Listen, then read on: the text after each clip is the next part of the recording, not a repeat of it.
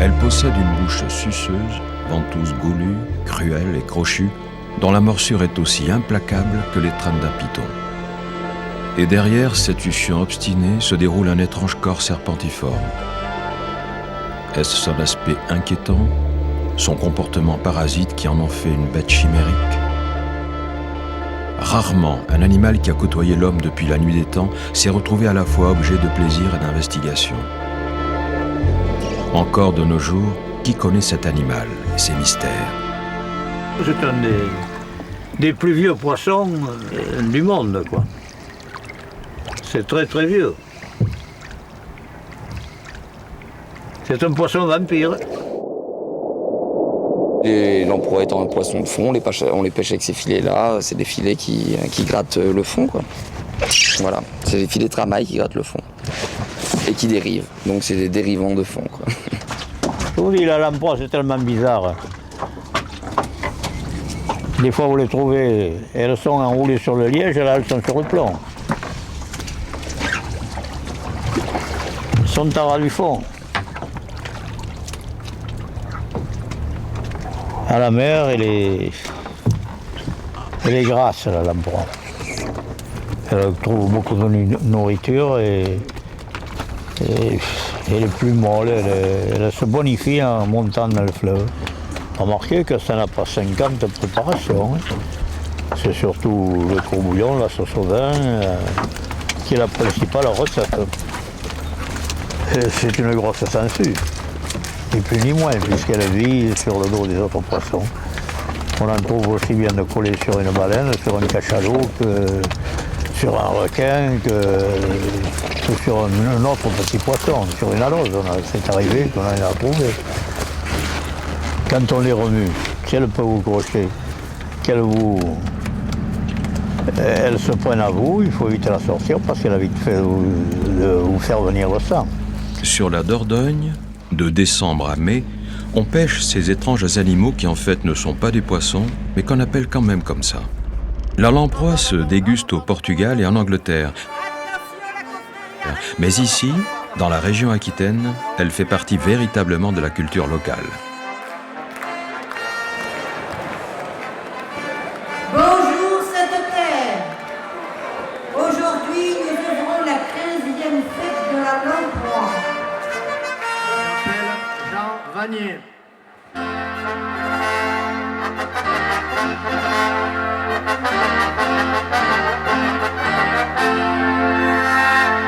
Jean Vanier, né à Laval, paléontologue, directeur de recherche au CNRS.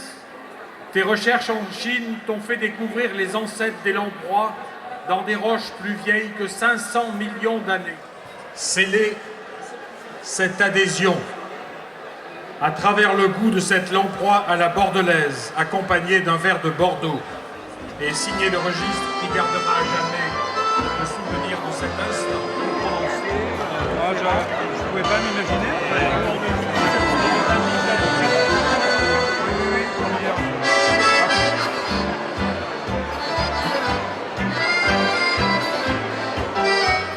C'est sans doute un bon exemple, hein, puisqu'on a des animaux donc en Chine, à 530 millions d'années environ, qui ressemblent vraiment à des lamproies actuelles, enfin au moins au niveau du plan d'organisation anatomique. Les détails, bien, c'est évident, on n'a pas exactement la même chose. Par exemple, une différence fondamentale, c'est la bouche. La bouche de la lamproie est très particulière actuellement, avec un système de ventouses, de dents cornées. On n'a absolument pas ça, on n'a pas retrouvé ça dans le Cambrien. Mais par contre, tout ce qui concerne les branchies, par exemple, les arcs branchiaux, les muscles de l'animal, la forme générale, la bouche, et même des organes beaucoup plus difficiles à fossiliser, comme le cerveau ou le cœur, on se dit que c'est très très semblable à la lamproie actuelle.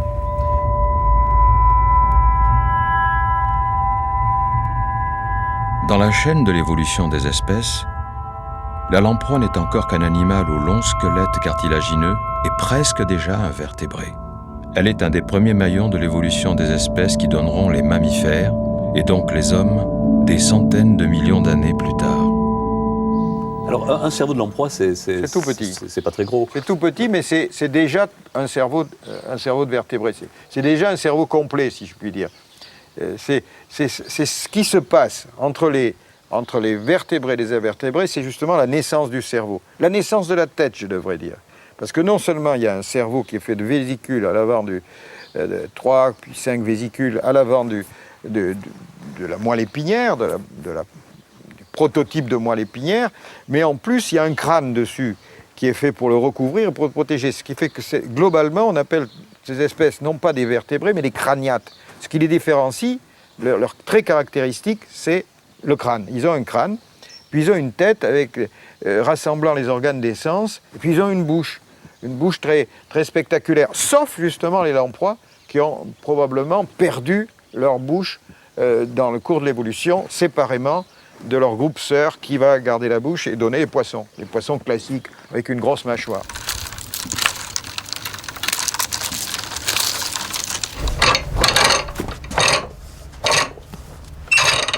Depuis qu'on a découvert son statut de plus vieux vertébré, la lamproie intéresse les scientifiques. Mais depuis beaucoup plus longtemps, les hommes ont remarqué la qualité de sa chair et ont mis au point des techniques de pêche efficaces.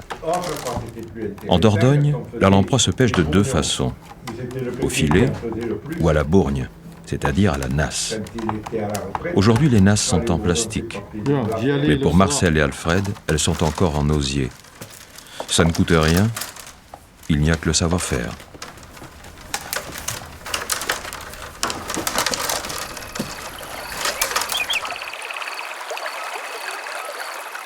Chaque année, la lamproie adulte remonte du fond des océans, animée d'une pulsion migratoire indispensable à sa reproduction. Elle reste en général le jour accrochée aux cailloux, d'où son surnom de suspierre. Elle se déplace la nuit car elle déteste la lumière. Les pêcheurs le savent bien, qui préfèrent venir jeter leur filet au milieu de la nuit pour en capturer davantage. Sa remontée ancestrale était devenue une course d'obstacles, notamment à cause des barrages hydrauliques. Et pendant des dizaines d'années, elle s'était faite rare dans les eaux aquitaines. Mais ce n'est plus le cas aujourd'hui.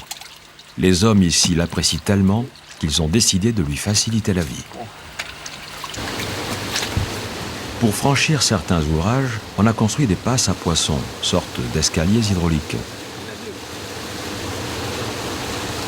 Pas évident a priori que les lamproies s'introduisent dans ces goulets étroits, même si elles sont guidées par les courants forts qui sont créés au pied des passes. Mais ça marche.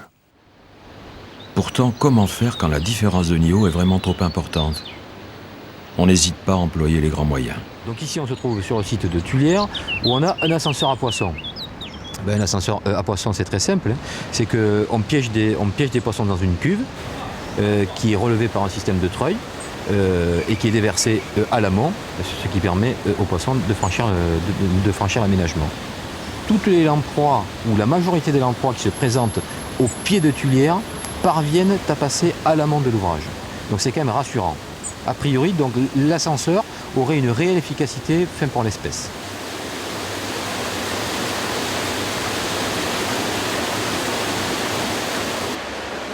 Il faut savoir qu'en France, au moins, et j'ai pas peur de dire en Europe aussi, on a très peu de connaissances sur le comportement des lamproies au niveau des obstacles à la libre circulation.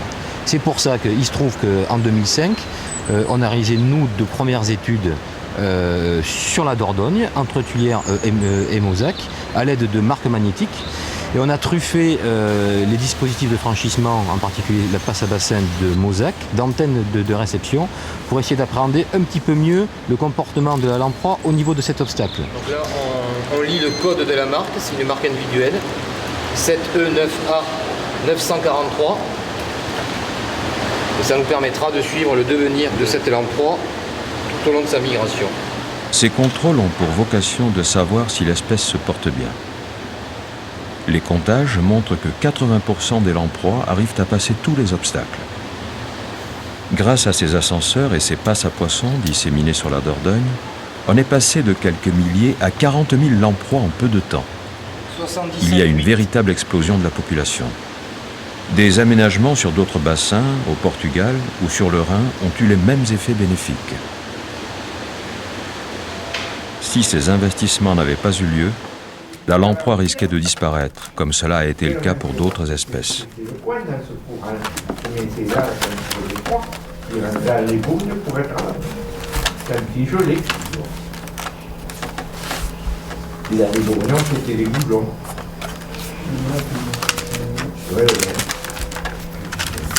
Les jours de pluie, Marcel et Alfred se préparent pour l'ouverture de cette pêche saisonnière et réglementée.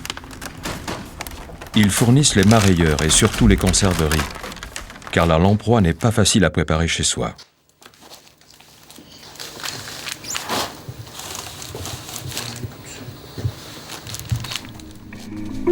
Chaque hiver, donc, les lamproies remontent le fleuve et Marcel descend ses bourgnes. Une fois posée au fond du lit, la bourgne crée un remous et offre aussi un refuge à l'abri du courant. La lamproie, attirée, fatiguée, vient s'y reposer et ne peut en ressortir.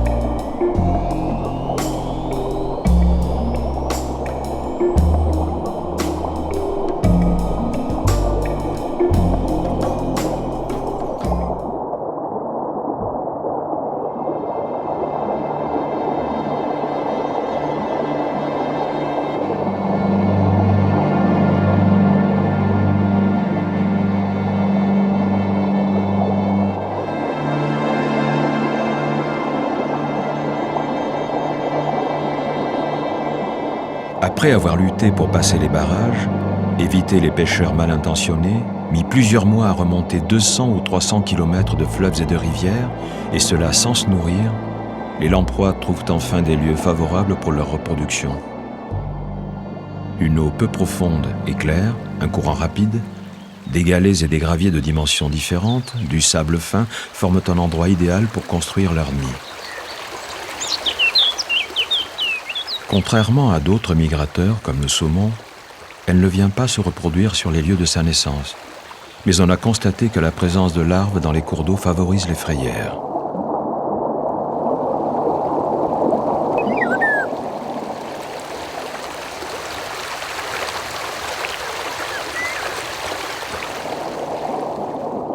Les mâles arrivent quelques jours à l'avance.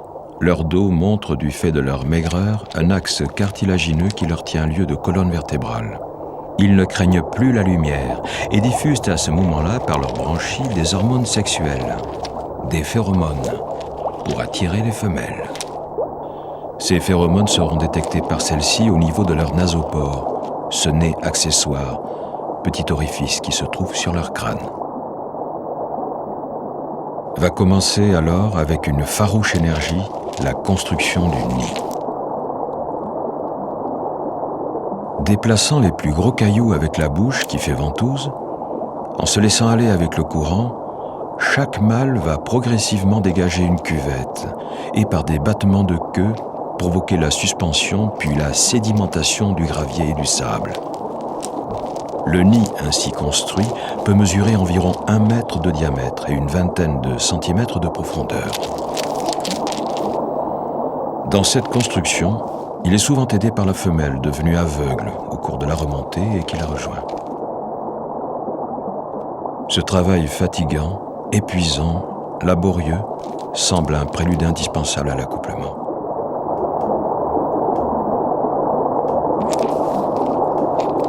Et c'est ainsi, quand vient le mois de mai, que certains lits de rivière sont constellés de taches claires. Soudain, le mâle se fixe sur la tête de sa partenaire, applique sa ventouse sur sa nuque, mord la peau et perfore la chair de ses dents cornées. La femelle ne cherche pas à se dégager de cette étreinte douloureuse, en se détachant du caillou auquel elle adhère. En enroulant son corps en spirale autour du corps de la femelle, le mâle exerce une pression qui facilite l'expulsion d'un paquet d'œufs. Ceux-ci sont fécondés simultanément par sa semence. La femelle agite frénétiquement la queue, soulevant un nuage de sable qui vient enrober les œufs recouverts d'une gangue mucilagineuse. Ceux-ci, alourdis, tombent alors au fond du nid, bien à l'abri des prédateurs. Ils auront ainsi de grandes chances de survie, et ce processus explique certainement en partie la longévité de l'espèce à travers les temps. Chaque accouplement, répété plusieurs fois, dure seulement quelques secondes. Les effets conjugués de l'épuisement et des toxines qui en résultent conduisent les lamproies inexorablement à la mort, laissant les larves, issues des œufs, orphelines enfouies dans le fond de la rivière pendant 6 à 7 ans. Cet accouplement unique, signé d'une fin mortelle, marque l'ultime moment de leur cycle vital.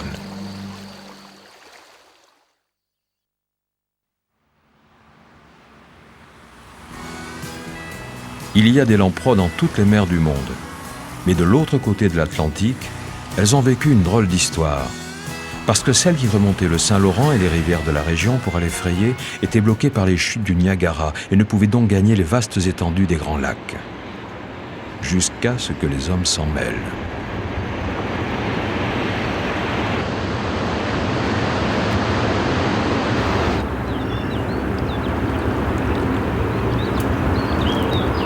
Sea lamprey was first found in 1835 in Lake Ontario. The first spawning population is actually the first documentation of sea Les lamprey in the lamproies Great sont Lakes. signalées pour la première fois dans le lac Ontario en 1835. Comment sont-elles arrivées là? On pense que le canal Erie, qui fut construit pour relier le lac Ontario à l'océan Atlantique, a permis aux lamproies d'entrer dans la zone des Grands Lacs. Leur présence, signalée un siècle plus tard dans le lac Erie en 1929, a été possible grâce à la construction du canal de Welland, entre le lac Ontario et le lac Erie, afin de contourner les chutes du Niagara. Ensuite, il y a eu colonisation graduelle de tous les grands lacs. On retrouve dès 1938 les lamproies dans le lac supérieur le plus au nord. 20 ans plus tard, la colonisation était totale. Les lamproies devinrent alors un grave problème.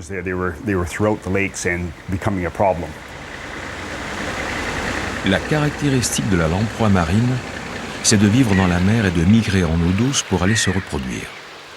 Eh bien là, non.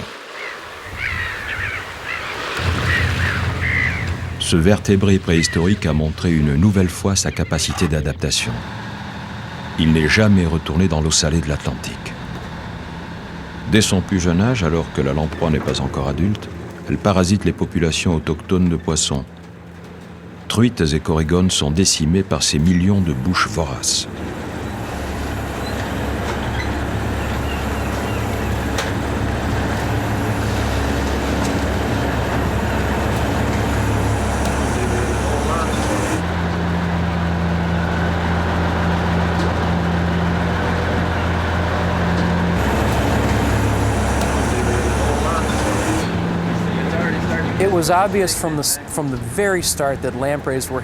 Il était évident dès le début que les lamproies avaient un impact sur la pêche des Grands Lacs et qu'elles tuaient les poissons en leur laissant de grandes et horribles blessures, ou indirectement à travers les maladies infectieuses qu'elles provoquaient. Comment avons-nous pu mesurer leur impact sur la pêche?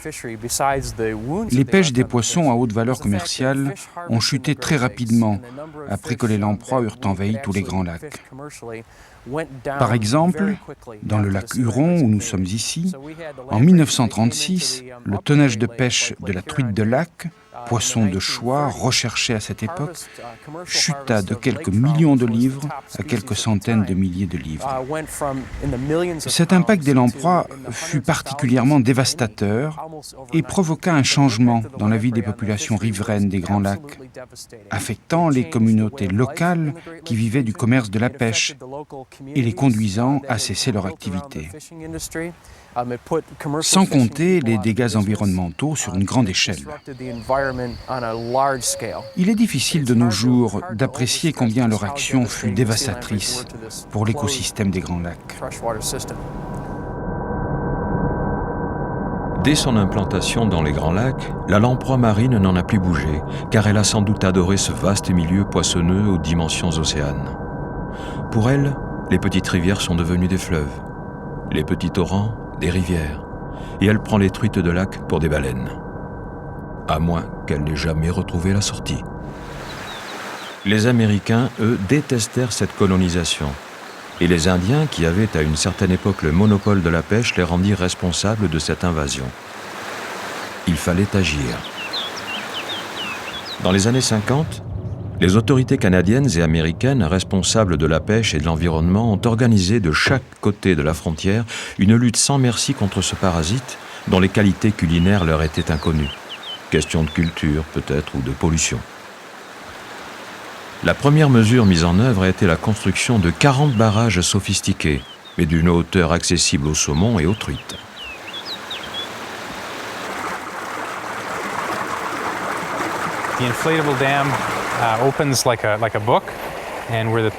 Le barrage gonflable s'ouvre comme un livre, comme si les pages du livre étaient un airbag qui soulèverait en fait sa couverture, qui dans ce cas est une lame d'acier. Un obstacle vertical est ainsi créé qui bloque le passage des lamproies. Nous pouvons régler la hauteur du barrage. Pour cela, nous avons un système qui mesure en amont et en aval le niveau de l'eau. On peut ainsi maintenir une différence de niveau constante, un peu comme un thermostat régule la température dans une maison. C'est ici la station biologique d'Hammond Bay.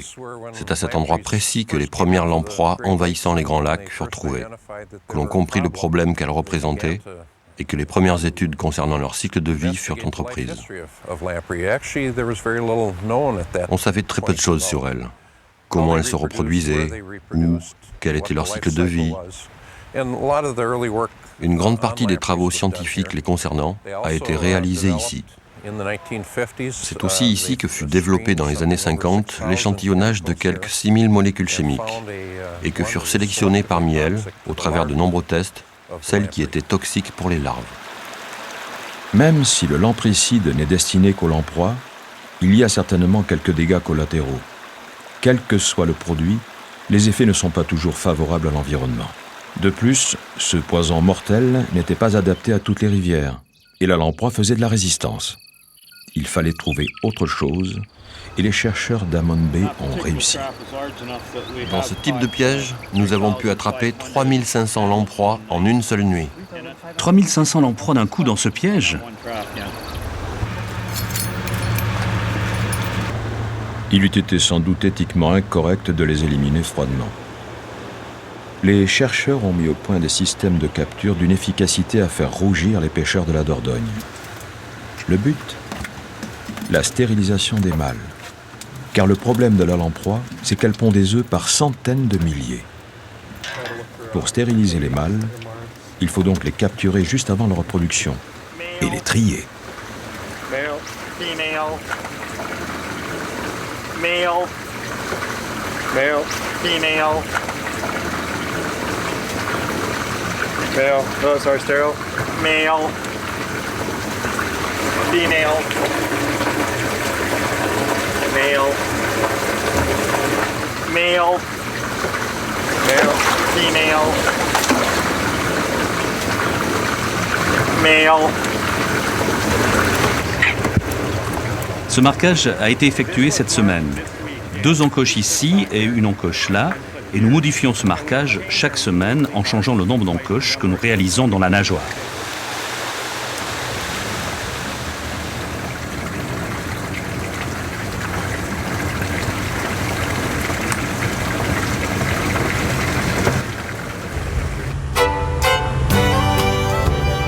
Les mâles triés, séparés des femelles, passent côté américain pour être stérilisés. Avant l'opération, l'appartenance au sexe mâle est à nouveau vérifiée. L'histoire ne dit pas ce que sont devenues les femelles.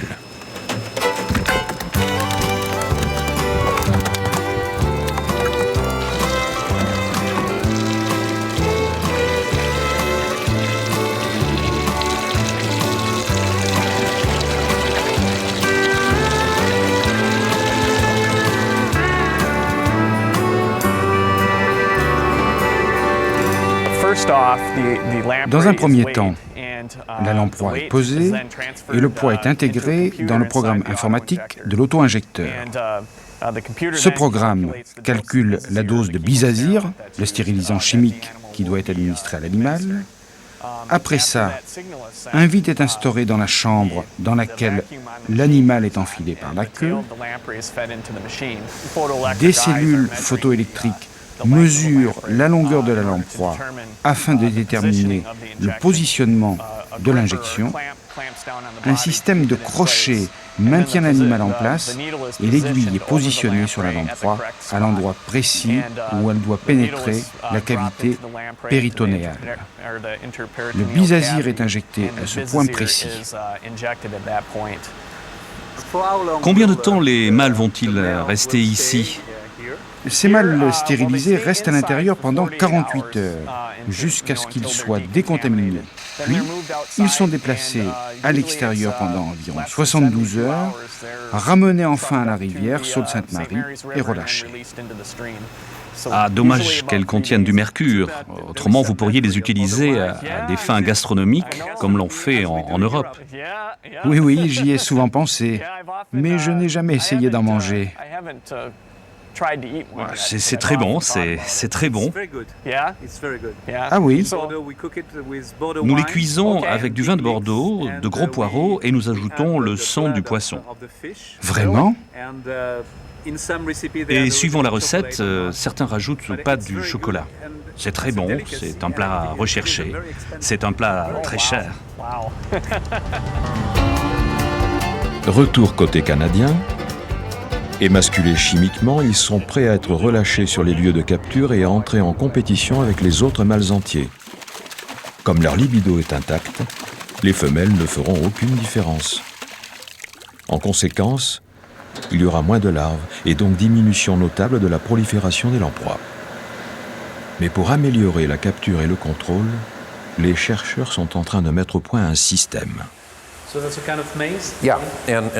Ici, nous sommes devant une expérience sur les phéromones sexuels, devant un labyrinthe, et ces seaux bleus contiennent en principe des femelles. On sait depuis longtemps que chez certains êtres vivants, le mâle émet des phéromones, de puissantes molécules sexuelles reconnues par les femelles. L'équipe d'Amon Bay a réussi à concentrer, isoler, puis très récemment à synthétiser l'une des phéromones de la lamproie. Voici venu le temps de tester en milieu naturel l'action de cette molécule. Si ça marche, on pourra mettre alors en place des pièges moins polluants, plus efficaces.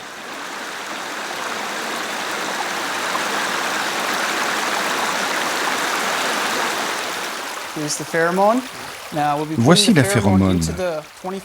Nous la mettons dans ces 25 litres d'eau. La pompe va délivrer ce mélange au milieu du piège à un taux constant de concentration. La concentration finale sera très très faible. 150 mètres en aval, 5 femelles munies d'émetteurs sont placées dans une cage.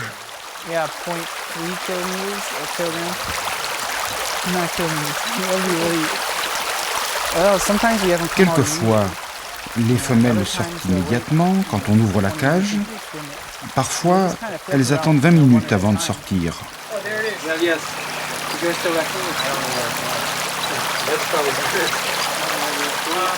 Et là, suspense. Vont-elles se diriger vers le piège à phéromones?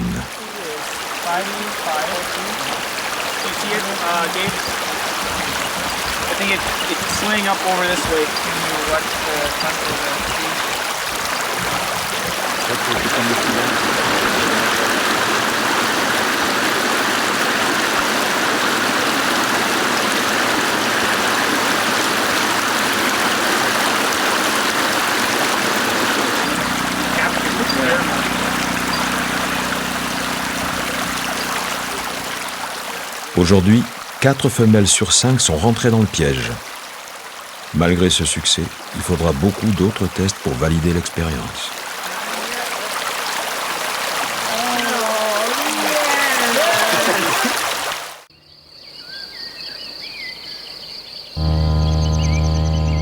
En Aquitaine, Les vieux pêcheurs savent depuis longtemps par empirisme qu'un mâle laissé dans une bourgne attire les femelles. Par mesure de protection, cette pratique trop efficace est aujourd'hui interdite sur la Dordogne.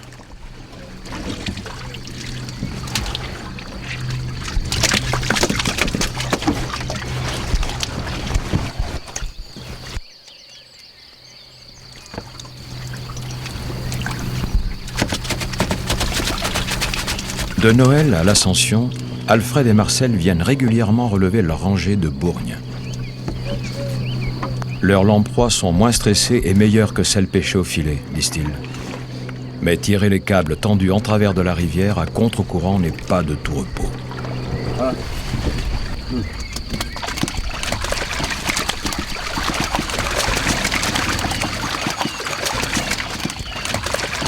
C'est le travail de bagnard. Personne ne veut le faire. Il était plus haut qu'il a passé sur le bateau. Ah oui, il était au fond. Je l'ai attrapé derrière. À la bourgne, à la nasse, au filet, à la main, à la pince, la pêche à la lamproie a traversé les siècles pour approvisionner le plus souvent les cuisines des demeures seigneuriales. Car soigneusement préparée, la chair de la lamproie est d'une finesse incomparable. Les menaces qui pesaient sur les populations de lamproie ont incité les scientifiques à mieux connaître leur cycle de vie, longtemps resté mystérieux, et leur rapport avec les autres populations piscicoles. C'est dans ce but qu'aujourd'hui, les équipes de biologistes du CEMAGREF se servent de cette technique d'endormissement fugace. Régulièrement, ils effectuent ce genre de prélèvement dans le chevelu du bassin versant de la Garonne, surveillent méthodiquement les zones de frayère qu'ils cartographient.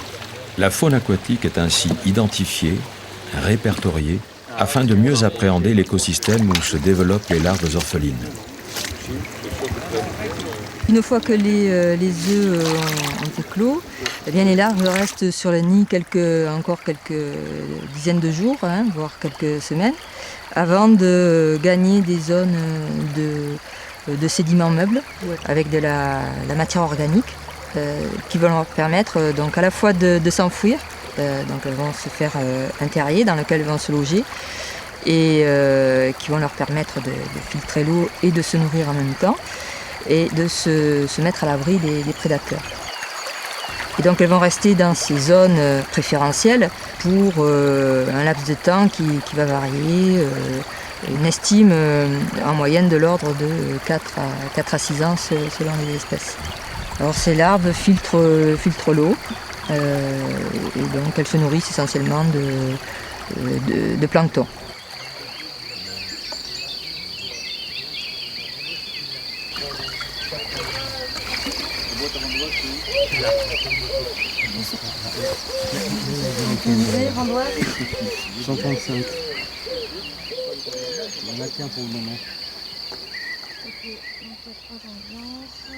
Alors une lamproie marine, 161 millimètres, métamorphosée. 7 grammes. Okay. Alors la métamorphose, d'une part, survient lorsque la larve atteint une taille à peu près 15 cm. Les principales caractéristiques que l'on va pouvoir observer, les modifications externes chez l'animal, tiennent surtout à l'apparition de l'œil, qui était en fait caché chez la larve, à l'apparition également du disque buccal, avec des dents qui vont devenir de plus en plus pointues, et également au niveau de des fentes branchiales, il va y avoir une transformation qui va s'opérer, et également au niveau du corps, une livrée argentée qui va être prise. Il s'est donc passé entre 5 et 7 ans entre la ponte et la métamorphose. Après cette vie sédentaire enterrée dans le lit de la rivière, elle est prête à aller vivre sa vie d'adulte. De la rivière, elle va gagner successivement le fleuve, puis l'estuaire, et enfin le grand large océanique. Au cours de cette dévalaison, elle grandit. Son métabolisme se transforme afin qu'elle soit en mesure de survivre dans l'eau salée. Puis, on perd sa trace. Des quelques grammes qu'elle pèse lorsqu'elle est larve, en moins de 2 ans, elle va gagner sa taille adulte. Sa nourriture va être muscle et sang des poissons ou mammifères marins qu'elle rencontre et sur lesquels elle se fixe voracement. Qu'importe la taille, qu'importe l'espèce, harengs, requins, dorades, baleines, dauphins, aloses, durant des heures, durant des jours, elle s'y agrippe par une morsure souvent mortelle qui lui permet de fouailler les muscles et de sucer le sang.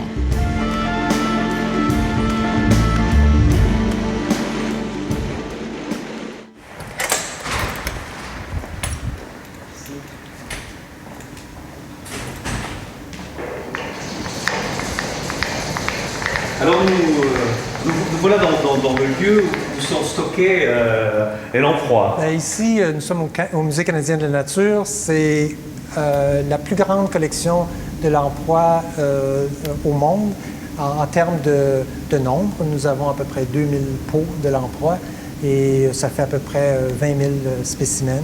Et puis, nous avons aussi une très grande diversité. 37 des 38 espèces de lamproies sont représentées dans nos collections. Il m'en manque une seule. Et d'où? D'Australie, Mordacia précox. Cet esprit du collectionneur alliant passion et constance est aussi soutenu par une quête de comprendre. Pourquoi, pendant l'accroche de la lamproie qui peut durer des jours sur ses victimes non consentantes, le sang ne coagule-t-il pas? Quels sont les facteurs anticoagulants contenus dans la salive émise par les glandes salivaires? Je retire la peau, on retire le muscle, et ainsi sont exposées les deux glandes en forme d'haricot. Ces glandes contiennent une véritable soupe d'enzymes avec lesquelles la lamproie peut digérer les différents tissus des poissons qu'elle parasite. Puisque ces glandes sont entourées de muscles, ces muscles, en se contractant, poussent la soupe d'enzymes vers la bouche et lorsque la lamproie est attachée au poisson, cette soupe d'enzymes peut digérer les tissus et ainsi se rendre directement au sang du poisson. La lamproie marine se nourrit à 98% de sang. Il est évident que cette soupe contient des centaines de produits qui potentiellement pourraient avoir un effet anticoagulatoire. Il se pourrait qu'une fois isolée, ce ou cette substance anticoagulante puisse être utilisée pour, par exemple, attaquer des caillots qui bloquent les vaisseaux sanguins. Par exemple, dans des AVC, des accidents vasculaires cérébraux. De Ottawa à Bordeaux, en passant par Stockholm ou Hammond Bay, les scientifiques s'attachent à mieux comprendre l'animal, à maîtriser la connaissance de son développement larvaire, de son patrimoine génétique, à décrypter son ADN et son génome. Sous le nom générique de Petromyzon marinus, sus-pierre en grec, la lamproie est un sujet d'étude plein de promesses.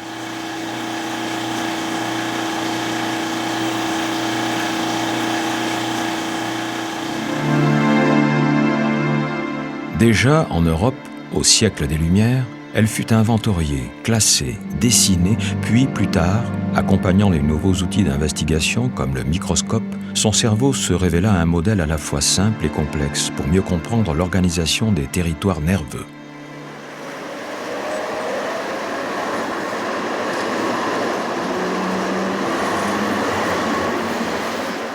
C'est ainsi qu'à Vienne, en cette deuxième moitié du XIXe siècle, Sigmund Freud, jeune scientifique, après ses premières gammes chez Klaus et la recherche sur les testicules des anguilles, alors assistant à l'Institut de physiologie chez Brück, trouva grâce au cerveau de la lamproie la résolution à l'énigme non encore résolue de la constitution du système nerveux. Oui, il est composé de cellules individuelles dont les prolongements, les axones, sont les éléments conducteurs de l'information nerveuse. Si Freud a gagné sa célébrité grâce à d'autres raisons que nous connaissons, l'intérêt de sa découverte n'en fut pas moins important pour l'époque.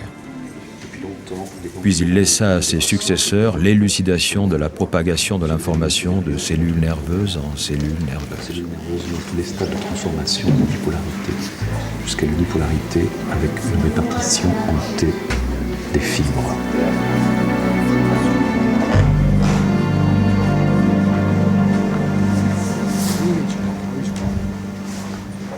Freud, il s'intéresse aux instincts primitifs, au développement de la psyché de l'humain. Et en même temps, il a commencé par se former en étudiant le développement de ces bêtes très primitives qui ressemblaient, qui n'avaient probablement pas besoin de psychanalyse, mais qui avaient déjà ébauché le système nerveux, qui est quand même le support de nos instincts, de nos émotions et de notre psychisme. Donc, vous voyez, on dirait que quelque chose dans sa science a été précurseur des travaux qu'il a fait par la suite en s'intéressant à ce qu'il y a de plus évolué dans l'animal, c'est-à-dire la pensée et le psychisme. Plus d'un siècle après les observations de Freud, les scientifiques continuent à utiliser la lamproie au même titre que le rat de laboratoire, comme un modèle expérimental qui leur ouvre de nouvelles perspectives d'investigation. Si on veut, au niveau du cerveau, c'est qu'on retrouve les mêmes noyaux, les mêmes structures qu'on retrouve chez les mammifères. Ces mêmes noyaux sont présents, les mêmes classes de cellules avec les mêmes projections. Alors on se trouve avec la même organisation que dans le système nerveux du mammifère. Et ça, c'est une beauté, c'est phénoménal en fait. Et quand on fait l'anatomie chez cette bestiole-là, je me souviens les premières fois que j'ai regardé un cerveau d'emploi, je me suis dit, c'est pas possible, c'est comme un cerveau de chat. Et puis, mais en miniature. Cette organisation-là est la même, en fait, que celle qu'on retrouve chez les mammifères, voire même l'homme. Et en même temps, on a une accessibilité à l'activité cellulaire qu'on retrouve très difficilement dans d'autres préparations animales.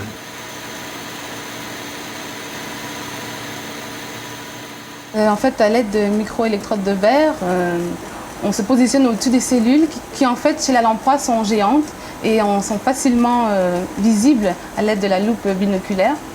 Donc, il est possible de venir se positionner au-dessus de ces cellules assez facilement. Puis, une fois qu'on est bien positionné, on rentre à l'intérieur et on enregistre l'activité. Ce qui nous intéresse, en fait, c'est de voir quelles sont les cellules réticulospinales qui sont activées par la région locomotrice mésencéphalique. Alors, pour ce faire, on positionne une électrode de stimulation directement au niveau du mésencéphale et aussi l'électrode de stimulation qu'on voit, la tige ici, qui va être progressivement descendue à l'intérieur du mésencéphale pour être localisée plus précisément dans une région qu'on appelle la région locomotrice du mésencéphale. Alors, l'électrode est maintenant en position, stimule la région locomotrice mésencéphalique. On voit effectivement cette augmentation d'activation dans les cellules qui se traduit par une augmentation de coloration rouge. En fait, les cellules que nous enregistrons sont des neurones appelés neurones de commande. Donc, ils reçoivent l'information qui leur est acheminée. Et ces neurones de commande envoient l'information vers des réseaux locomoteurs qui sont situés dans la moelle épinière. Et par la suite, ces neurones, la moelle épinière, envoient cette commande aux muscles et de façon alternée, ce qui permet la nage de l'animal. Ces observations nous ont permis, en fait, de développer des nouvelles stratégies pour l'amélioration des conditions des patients qui ont obtenu des lésions de la moelle épinière.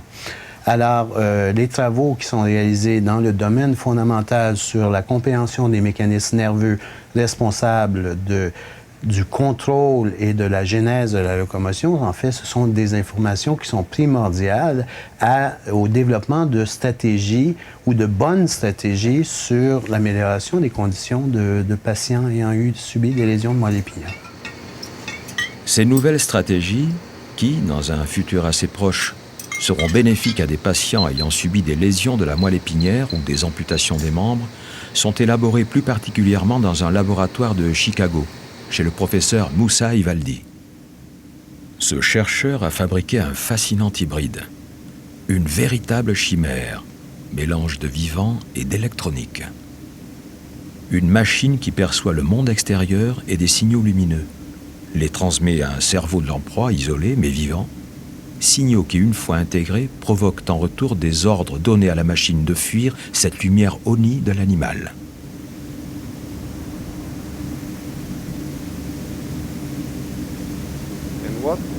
Ce que nous faisons, nous stimulons des réseaux nerveux vestibulaires du côté droit, le signal arrivant de l'œil droit. Puis nous stimulons le côté gauche, le signal arrivant de l'œil gauche. Balbutiement et premier pas d'une science nouvelle, la bionique permettra peut-être un jour la mise au point de prothèses ultra perfectionnées à commande cérébrale directe. Un dialogue permanent qui s'institue entre puces, circuits imprimés et microprocesseurs, prolongeant et se substituant à l'action des neurones. L'émergence d'une nouvelle science est en route, elle ne pourra faire l'économie d'une réflexion éthique. On utilisera de plus en plus ce genre de modèle pour faire avancer les progrès et la connaissance des cerveaux humains. Si vous commencez à chercher à comprendre les choses sur cet univers, vous comprenez, qui est d'une complexité fabuleuse, qui est un cerveau humain, vous ne risquez pas de comprendre trop tout de suite. complexe. Il faut comme pour le système, comme pour les galaxies, c'est comme pour l'univers, il faut commencer à voir les propriétés, les réduire à un astre, voir un peu après les interactions entre deux objets bien identifiés, avant de pouvoir généraliser et d'être sûr qu'on a une théorie qui va tout expliquer, etc.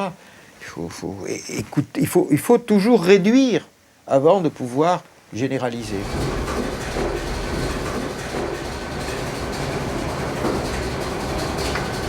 Dans son laboratoire, le cuisinier Jean-Marie Amat incise les lamproies pour réaliser une lamproie à la bordelaise. La lamproie est le seul poisson qui exige d'être saigné vivant, comme c'est le cas habituellement pour les mammifères et les volailles, ce qui rend sa préparation un peu difficile pour nos sensibilités et les murs de nos cuisines.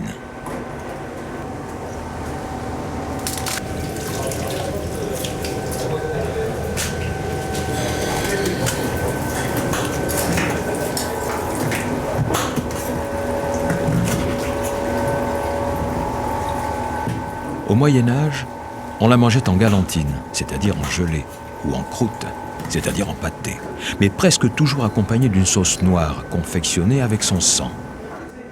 Cette sauce lamproie fait partie des grandes sauces médiévales et sera servie même sur du rôti de bœuf.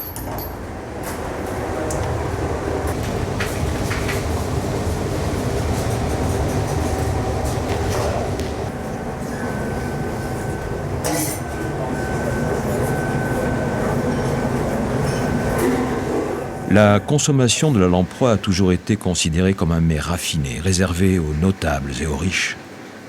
Et même si les populations des estuaires l'ont parfois mangé grillé, la plupart des recettes exigent beaucoup de préparation et un long temps de mijotage.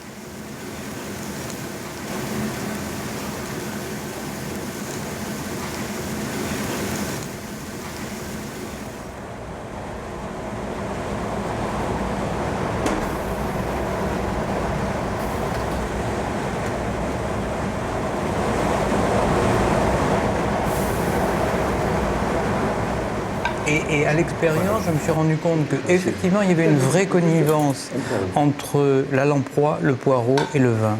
Et là, et ça, et cette espèce de liaison miraculeuse de la sauce, et tout ça, c'est vraiment là une question de chaudron magique. Après, c'est la cuisson qui fait qu'on arrive avec le mijotage à ce qu'on arrive à faire ou pas d'ailleurs, hein, parce que c'est... Les cardinaux au XVIIIe, chez le pape, se ruinaient pour... Bien sûr, parce que ça ressemblait à du gras, en même temps c'était maigre. Voilà. Donc c'était pour... oui, c'était des viandes de carême. Et les premières, les premières lamproies qui remontaient la Tamise, on en faisait un pâté et on l'offrait au roi. Oui, il faut dire que, puisque nous faisons un étalage d'érudition, Henri I, le first, Plantagenet, est mort empoisonné par une lamproie. Par un pâté de lamproie, oui. Ouais. Lamprey, là. Voilà. Alors là, elle est juste au point. La lamproie, c'est vrai que c'est accroché aux traditions.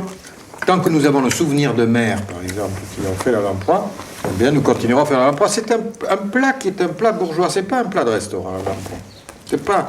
C'est pour ça que la rôtie va bien, parce que dans le fond, ça ne nécessite pas l'exégèse, le subtil, le raréfié. Et pourtant, quand on veut, quand un chef ça donne la peine, il en fait une œuvre d'art.